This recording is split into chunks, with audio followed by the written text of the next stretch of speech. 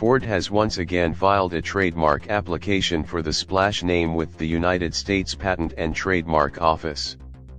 The Splash name was previously used on a special version of the Ranger pickup truck in the 1990s. Like all trademark applications, though, this doesn't mean Ford has immediate plans to use the name on a production vehicle. First spotted by members of the Ford Maverick Forum. The application covers motor vehicles, namely, automobiles, pickup trucks, electric vehicles, sport utility vehicles, off-road vehicles, and their structural parts. It also mentions vehicle equipment package consisting of wheels, exterior body parts, and seats, which is effectively what the original Ranger Splash was.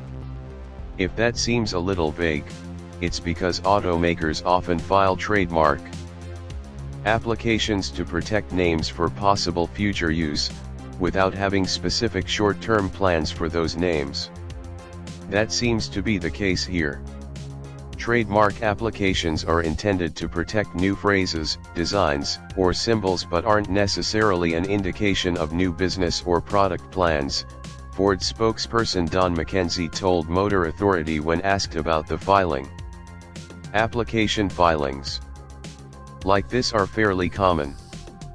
Ford recently filed a new trademark application for the Thunderbird name, while General Motors and Toyota have sought to renew trademarks on the Cheyenne and Celica names, respectively. So it's unclear if the Splash name will actually return on a new Ford vehicle.